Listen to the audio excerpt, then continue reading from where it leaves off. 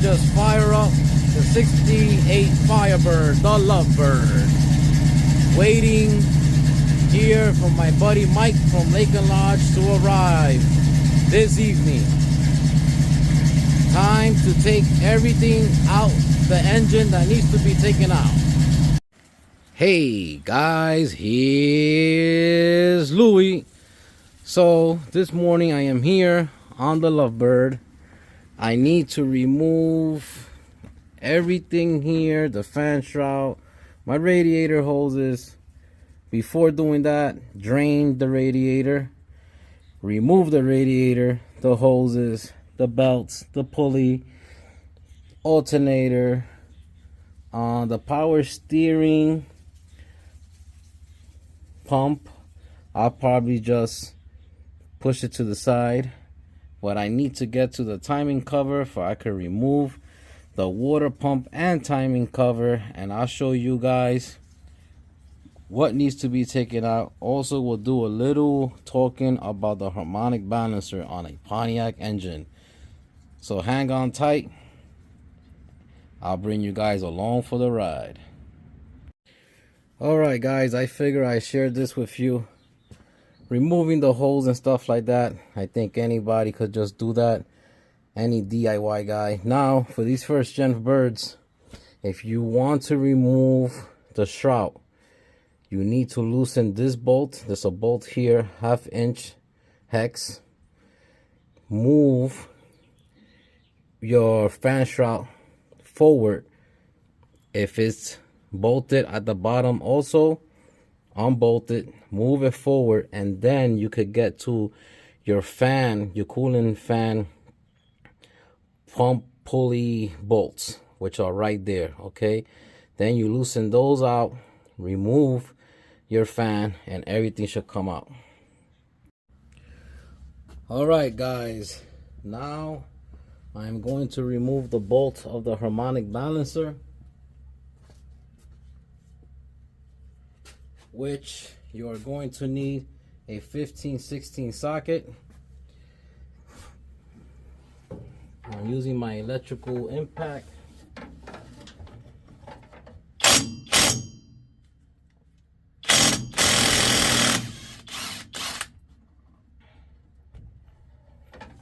There you go.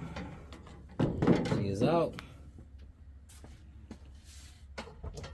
And what I was explaining in the beginning of the video is that the Pontiac engines of this time, this one being a 68 Firebird, this engine is from the 70s, but this goes from, that I know, the only ones I have dealt with is from a 68 all the way to I believe 80 or 81, and it could apply maybe for older engines. I'm just sharing my experience from 68 on. Pontiac harmonic balancer is not a pressed in. Now you do have to have some kind of snug to take it out. This one has a little resistance. She's tight in there. So I'm gonna have to pry it on it a little bit just to take it out, or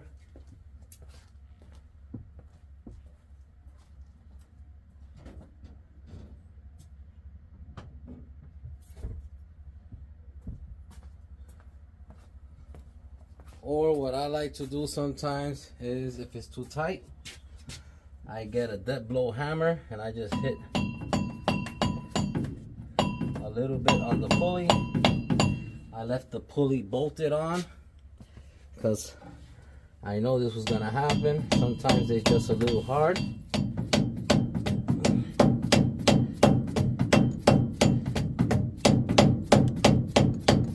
She's coming, she's moving.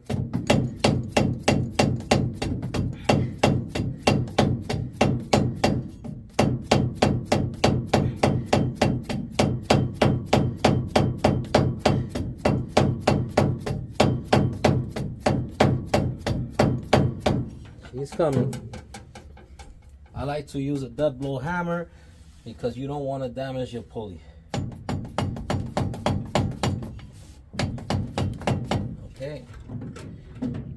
She moved, I believe, good enough that I could just give it a push. Can I? No, she's still there, a little snug. I'm not able to pull out with my hands.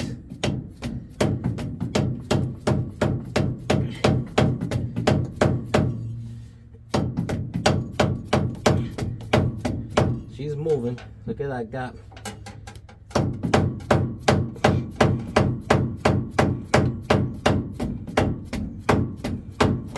There you go.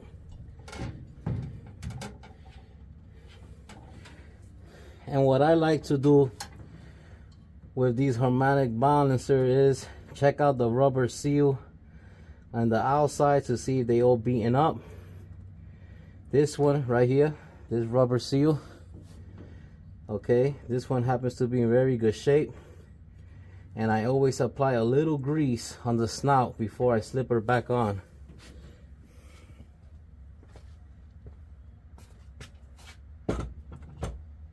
And also, if you have a front main oil leak on a Pontiac, it will be right here, this sealed right here.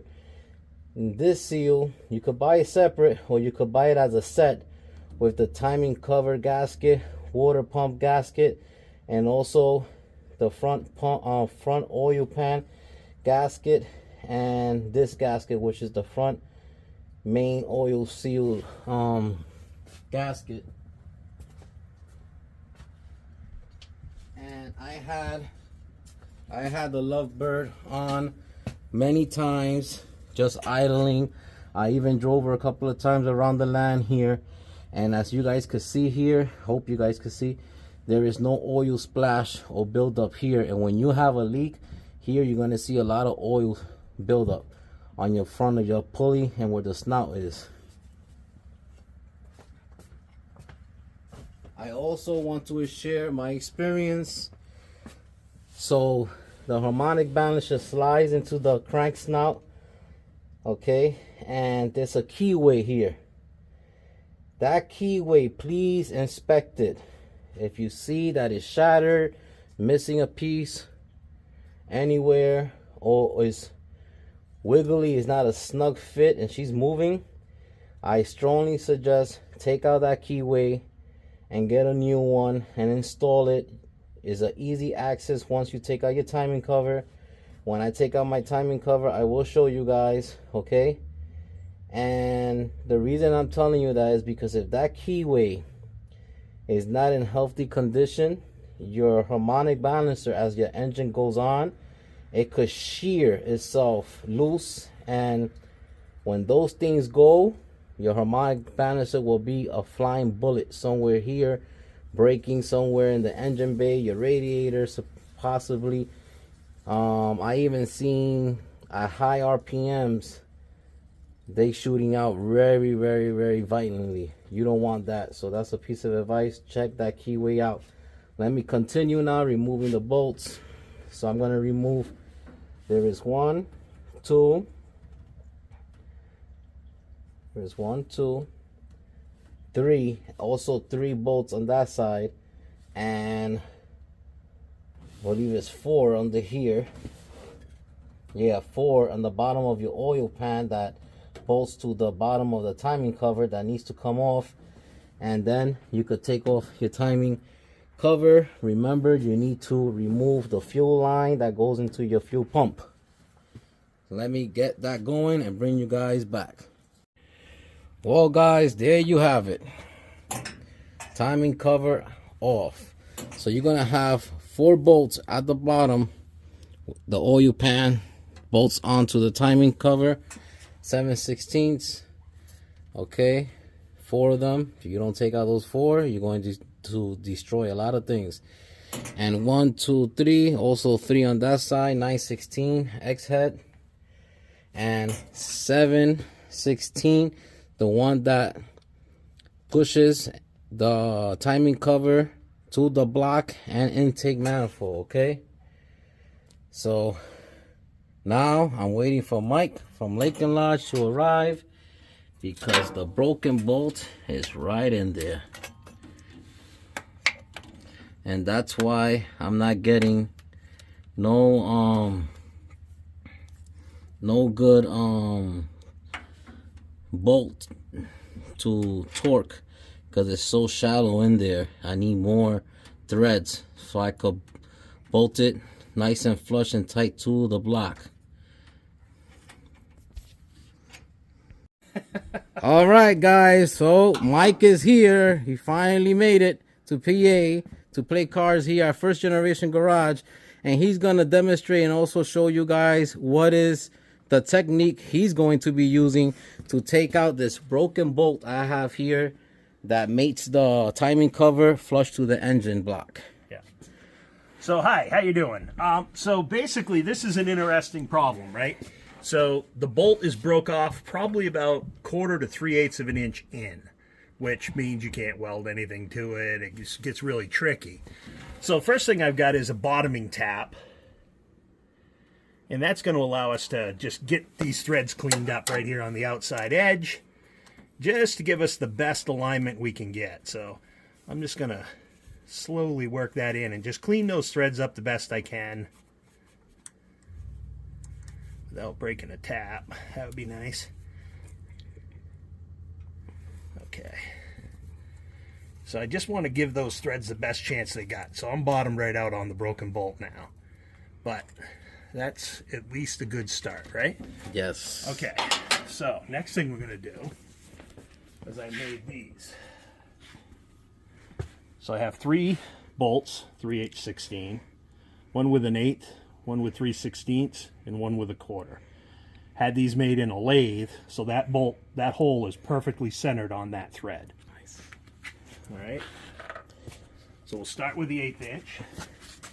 And the idea of the center on the bolt is for the drill bit not to walk on you, right? Right. So that when you come through that with a drill bit now, you know it's centered on that bolt hole, and it won't get, nice. It won't go wonky on you. You got a 9/16 wrench, please? Yes.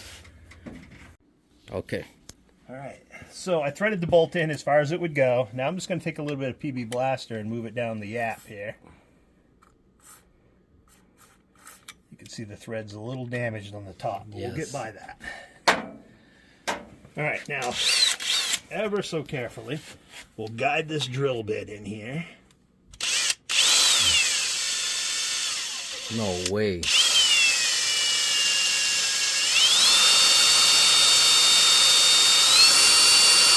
Wow, that's a hard bolt. Mm-hmm.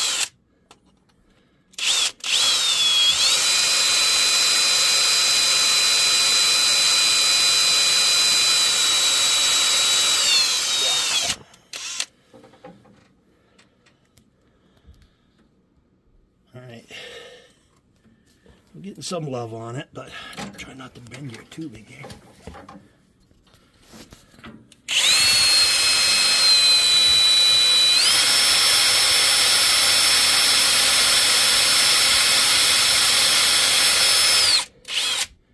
Wow.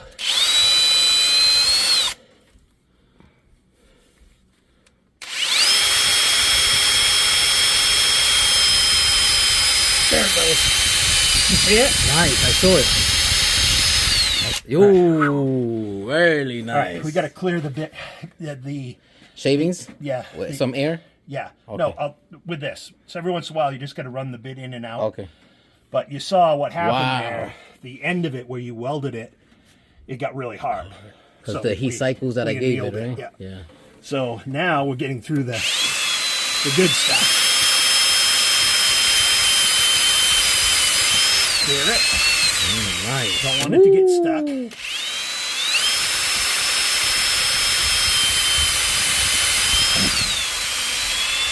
Beautiful. Yeah, so now we're pretty...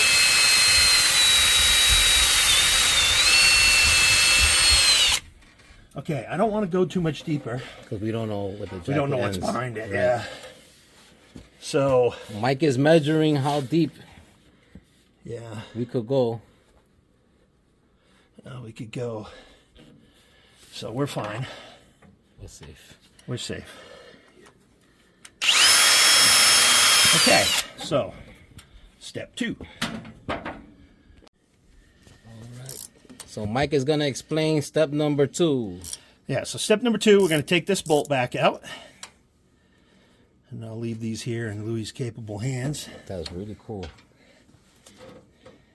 You know, a lot of times you can get away with, if there's something hanging out, you can get it with a gripper.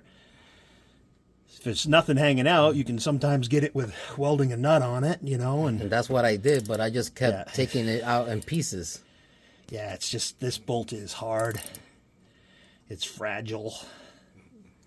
And God knows how long it's been in there. Yeah. What year is this engine? 1971. 71, yeah. Good old Pontiac. Oh, yeah, she sounds healthy. Okay, there you go. Now, whoops. Gotta get that back up in there. Don't want to contaminate the chain. Timing chain. There you go. Okay, I'm pretty happy with that. All right, I'm going to hit it with some PB Blaster. Just watch your phone for a sec. So now we're just going to put a little lube in there. Now I'll switch over to a 3/16 bit.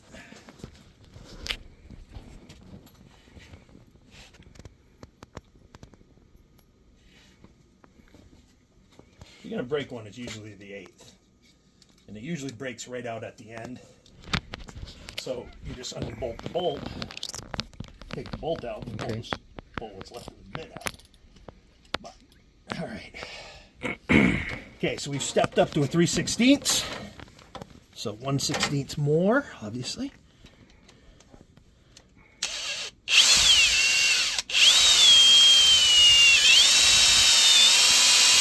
Look at that, like butter. Woo! We broke through a Louis. Hopefully that went in the cylinder wall. I got about 3 engines left back there. It's a decompression port. You don't want it to turn over too hard. All right, excellent. That felt really good. Feels like the bolt's going to give it up. Now we'll step up to a 1/4 inch. Now you can probably look in there, bud, and see that you got that centered right up nicely now. Oh, yeah. Yeah, oh, yeah. She's nice and center right there, baby. That's the biggest problem I always have when I'm trying to pull a bolt out. I get off center, next thing you know, my easy out's into the threads. And the funny thing is that I did a whole bunch of YouTube searching to help me how to extract this bolt, the broken bolt, and it did not show your way. Yeah, I just kind of made this up. So this is cool. Something new to me. So if you never want to stop learning, don't be selfish and you will never stop learning. That's it. And that's, to me, that's Any the better day you get. Don't learn something is a waste It's of a day. waste of day. Amen. All right, here we go, brother. I got it. Now we're going to step up to a 1/4 inch. That 1/8 inch is the one that goes in the hardest because you're trying to break through the hard stuff.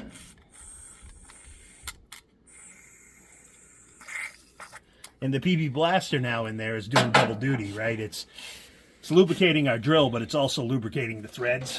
Okay. If it catches, it might even spin in. Right. But we can always spin it back out. Does the bolt inside, the one that is broken, does it get hot as you're drilling in? No, it shouldn't. Okay. Well, it gets hot from normal process, but not like red hot. Okay. But this should loosen it up pretty good. This last step. This is 1/4 inch. Is that longer? Yes. So once we feel it go through, we'll know. Stop. Okay. Yeah, we won't break through that cylinder wall. There's no way. He says with some confidence. Okay, here we go.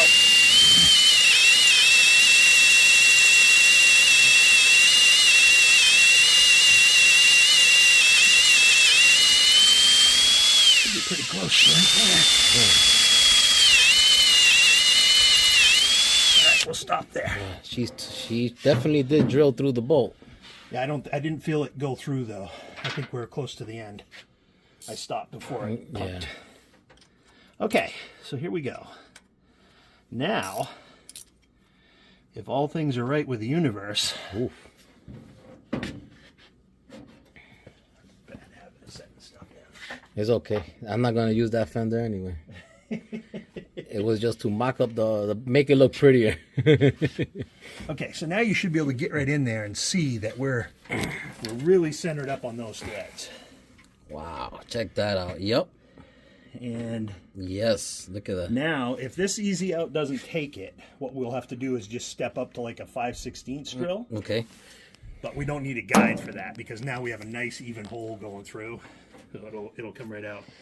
All right, guys. Mike is gonna be explaining step number 3. All right, so this is a reverse twist easy out or whatever, bolt extractor. And you can see as you just tap that, she is going in. It's going in, but it's turning as it goes in. And hopefully, I'm just looking at this, it's kind of rounded over. She's been through the war. And I'm going to just slowly try to work that out now without breaking it. I think it's going. Or it's getting in tighter. It's hard to tell at first.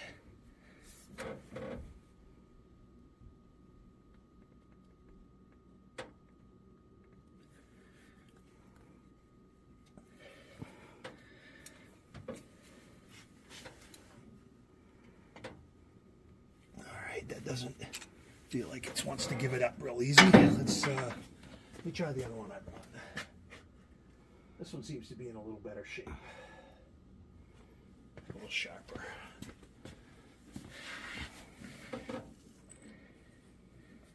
Okay. Again, I'm just going to give it a little tap.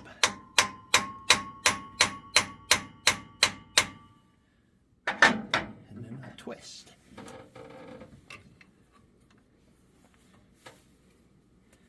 Come on, baby.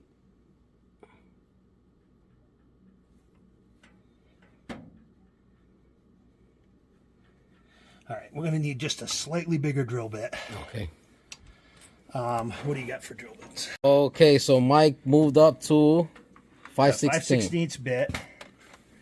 Yeah, and you can see I'm still away from the threads, and I got a nice purchase on the hole, so it's going to be centered and squared.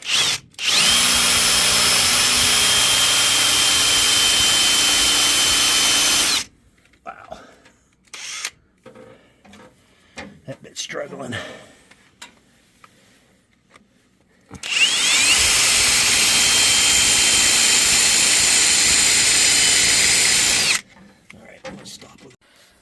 All right, so we use a mini torch to give it some heat and see if it helps break it loose. Yeah, we're trying to concentrate right on the ring of the bolt. Should do it. All right. All right, now we'll just hit it with some blaster. All right. Tap this back in again.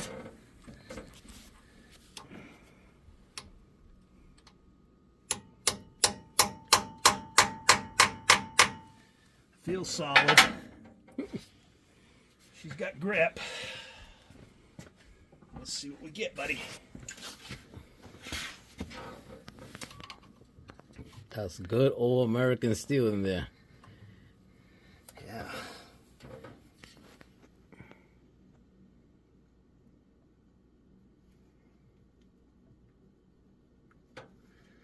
Come on.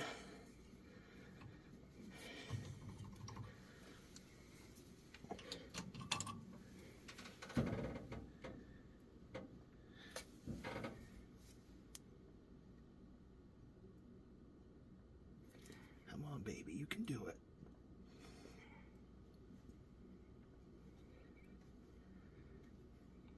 Oof. Jesus. She's flexing good. Yeah, I was starting to flex that up.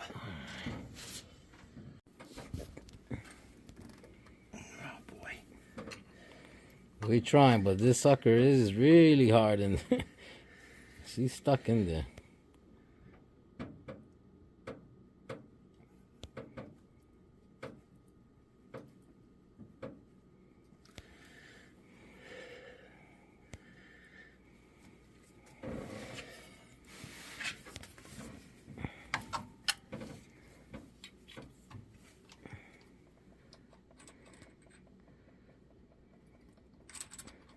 Huh. Well. Wow. It's like welded. It's unbelievable, right? Yeah, we gotta get it out. We gotta drill it. Oops. That's it. You see it? Oh, sorry. I got a magnet. All right. All right, so we got a newer, or brand new, 5/16 bit. Let's see if this one bites. Yeah, it does. Ooh. Easy, cowboy. Oh, that sucker bites that good, huh? Gotta turn the drill down. Okay, here we go.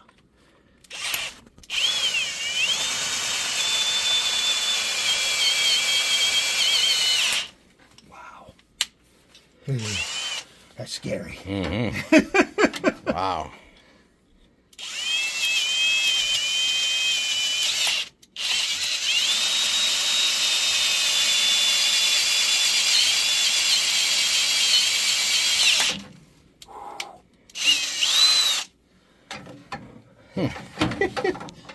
That was scary. Let's just go a little more, I guess. Want me to spray PB Blaster? Yeah, please. Okay.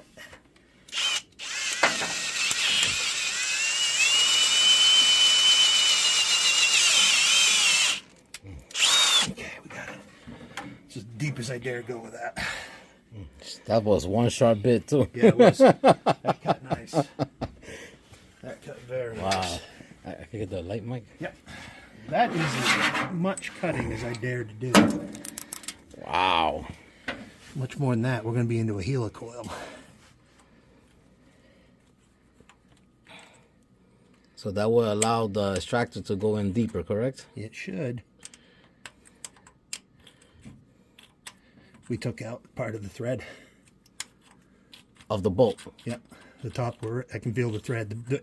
When that thing caught that time. Oh, so you feel the thread on the block. Yep. But it feels like it just peeled it out.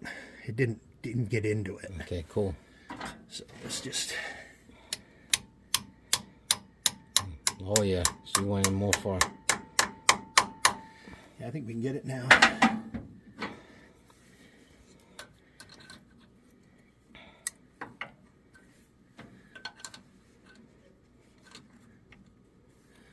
As America holds its breath.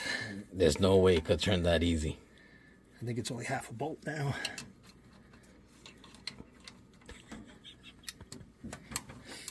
Half a bolt.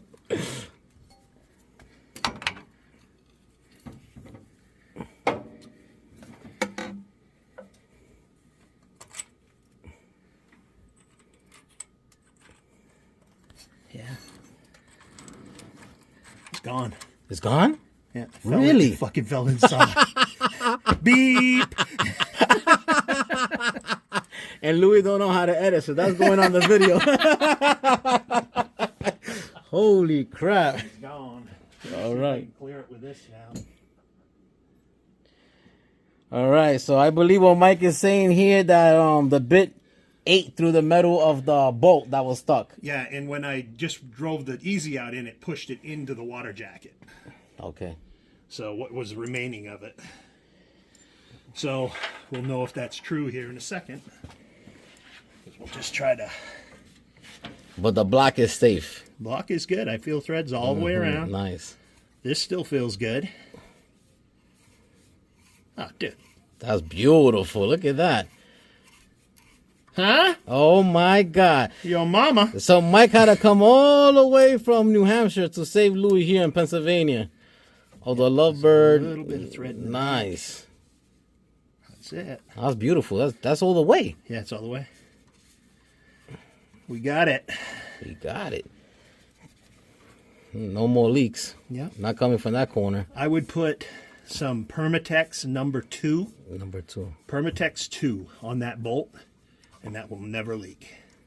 Permatex 2. You talking about silicone? No, it's Permatex 2. It's almost like Thread it locker? almost looks like tar. It Really? looks like 3M strip caulk, Ooh. but it's called Permatex number 2. It's been around since Christ was a kitten, and back when I was a kid, Wow. That was the go-to head bolt. Okay. Head bolt sealer.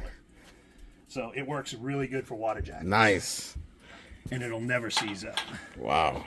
Just want to run that through one more time, Louie, just to make sure we're okay. Well, I could see the threads. They're nice and clean. I think we got it, buddy. Wow. Look at that. Look at that. And I happen to have that drill bit put away. I never used it, so she was sharp. She's brand new. Yeah. Look at that. Woo! Yeah, you got almost that full length, so that's into the block. I mean, that's into the water. It should give it a nice tight fit there. Yeah, that's into the head at that point. Correct. If it doesn't, the only thing you can do now is heel coil it, but I believe that is perfect. I think we got good thread. The first eighth is a little sketchy, but after that, it's... Let me see this right Look at that. Oh, she only ends to right there. Yeah. Oh, she's almost like right there, dude. Yeah, the whole thing. Same. Yeah, same. That's it. Well, Mike came to the rescue. Beautiful job. I'm glad I could help. Thank you so much. Just got to return these 2 taps to work. Nice. Well, I'm going to give a quick interview to Mike. Oh, boy. And I'll bring you guys right back. All right, guys. So I'm going to give an interview, a couple of questions to Mike. And I'm going to be honest with you guys out there. This was the idea of Brian Menson at Arrowhead Garage and Jonathan.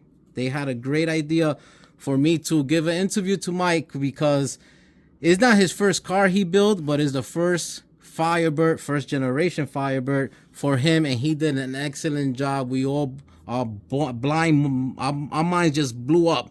Me and Jonathan, we talk almost religiously every afternoon when we get out of work.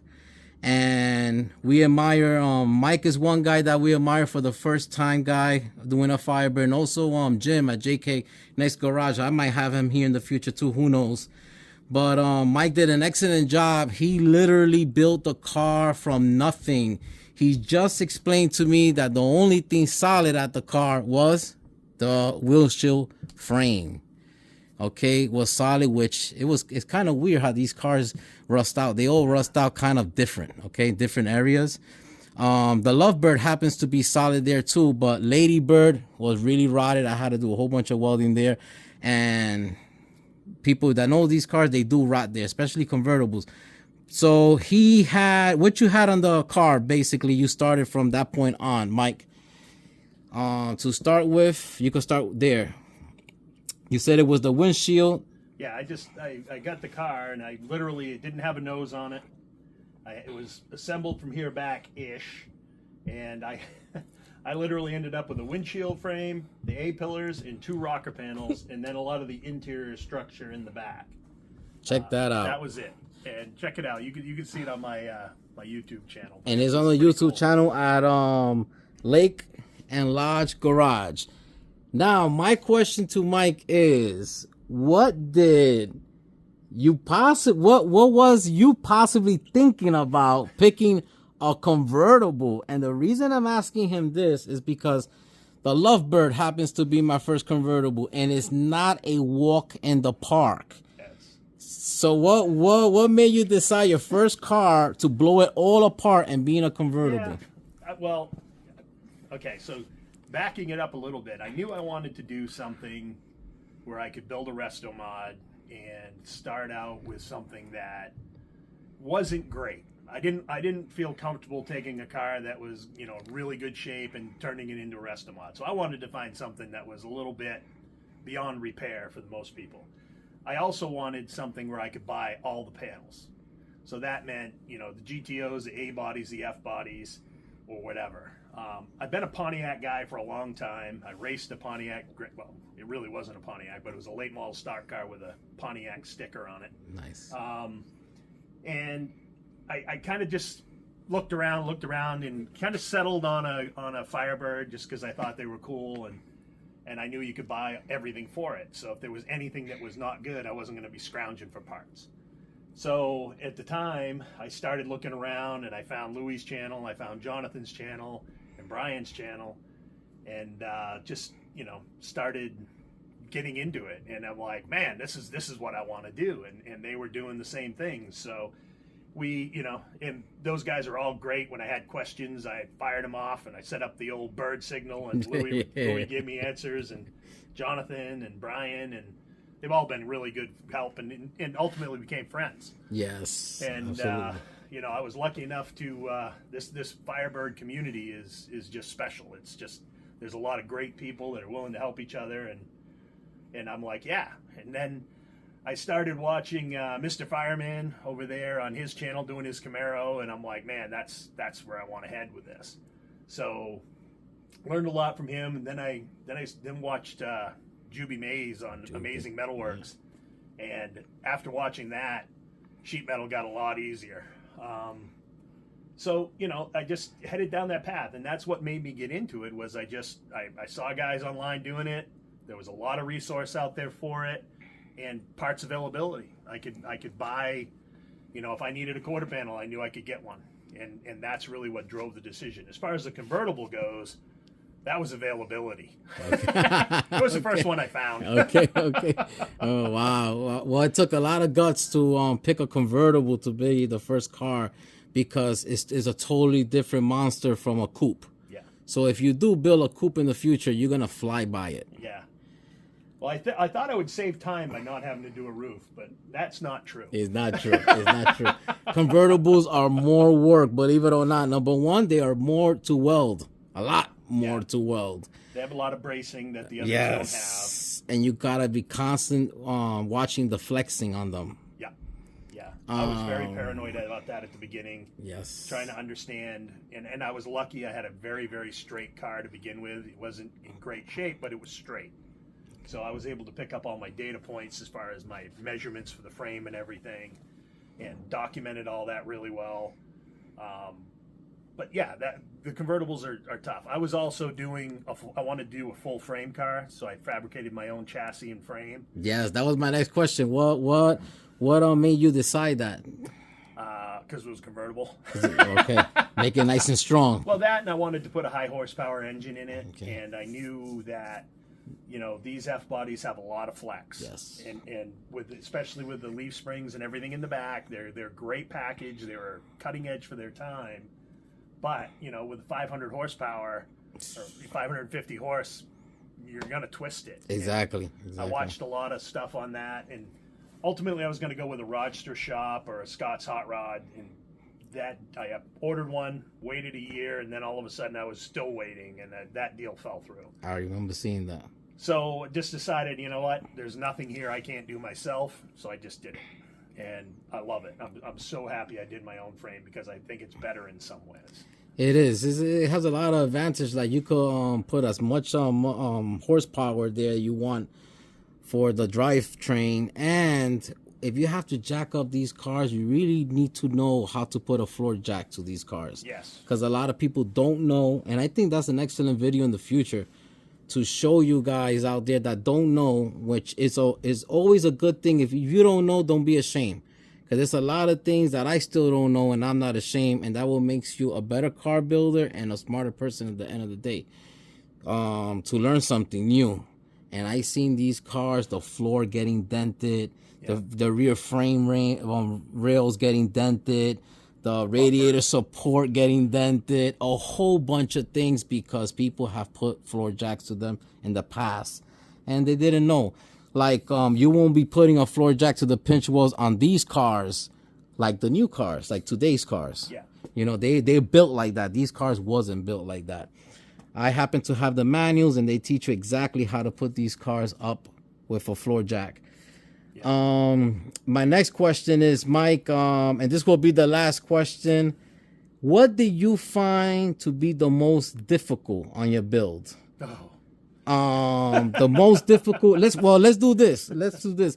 What do you find in metalwork to be the most difficult? I actually really enjoyed the metalwork. Okay. I felt I could move through the metalwork pretty nicely. That was where I felt the most comfortable. Okay. Just trying to get, mostly it was just psychological, just making sure it's like, okay, do I have everything right? Correct. Do I have this in the right place? Is this in the right place? Because, you could get all the way done and find out you have a convertible top mount that's wildly off, and you're really hurting. Yes. So, you know, just that was the most difficult part of the metalwork, is just making sure you had everything where you wanted it. And then came body work. I've never been a great body guy. Okay. I did a very long process to do my body work, but it was a safe process. And I was very paranoid about all the new chemistries, which I'd never used. So I was more worried about, you know, okay, do this, do this, do this, do this. And through that, I found that if you do it right, it's not that hard. Yes. So I learned a lot about that.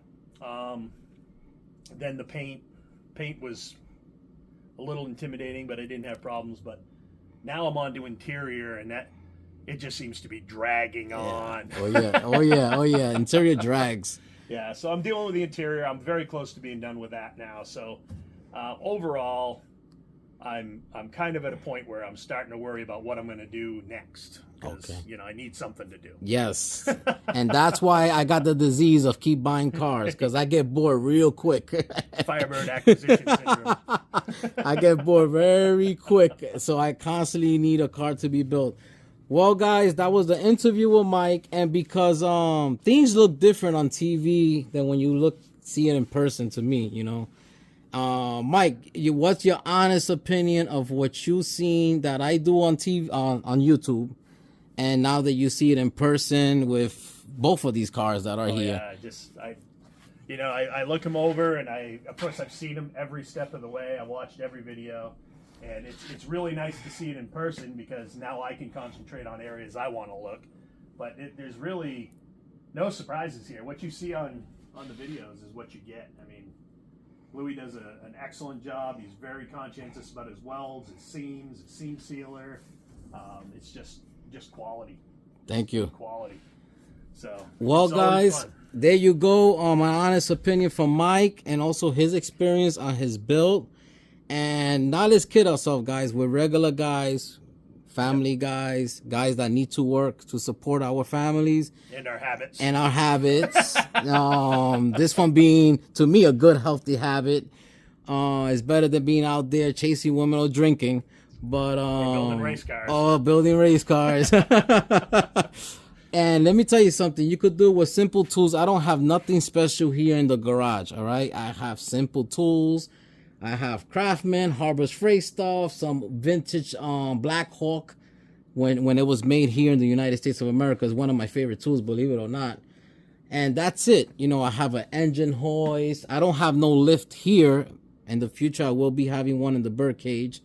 But you guys could do the same thing, you know, simple tools. And what really takes to build these cars, you have to be hungry to get them done.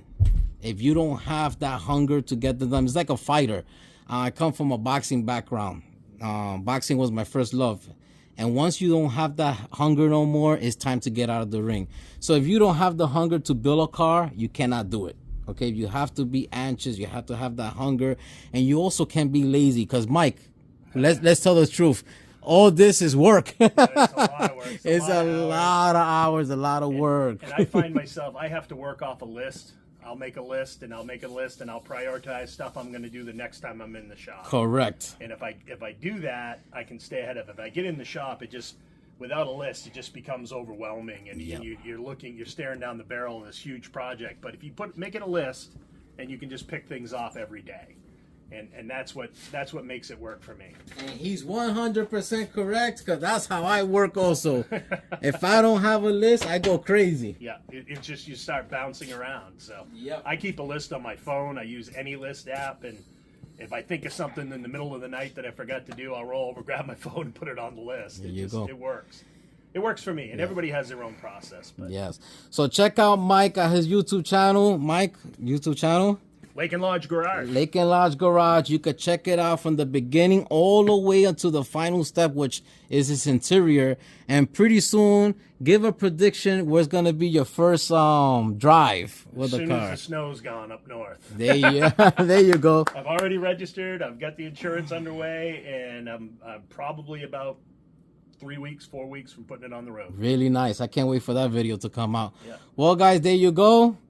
All right, anybody could do it, especially with all the information that is out there with Mike's channel, Brian's channel, Jonathan's channel, my own channel, and a whole bunch of other guys out there. I mean, when I started this, I was 23 years old. There was no YouTube, okay? And Google had a whole bunch of Camaro stuff and nothing on the birds. So me and Jonathan come from a background of a lot of reading. I remember going to Barnes and Nobles and just buying a whole bunch of books and magazines and going from there. That's why I really am not that good with computers, because I come from a background of just seeing books. Well, guys, thank you for everything. Mike was successful with the Pontiac to drill out the bolt for me. The broken bolt. Beautiful. Got anything else to say, Mike? Yeah, I'd just like to thank Louis for inviting me down. We had just played cars for a couple hours, had some fun. Yes. And now his wife's cooking us dinner. That's right. Oh, another thing, the little space I had in my shed, Mike filled it up with a whole bunch of parts. I want to give a big thank you to Mike. Anytime. Jonathan also told me to give you a huge thank you. And listen, just like he shared those parts with me, I share with others. If somebody needs something and I have it, and if I happen to have 2 or 3 of it, I will share it. Okay. Also, when I'm looking for something, I like to do some horse trading, and at the end of the day, everybody's happy. Well, guys, like I always say, keep your hands dirty and your project will move forward. Bye-bye now.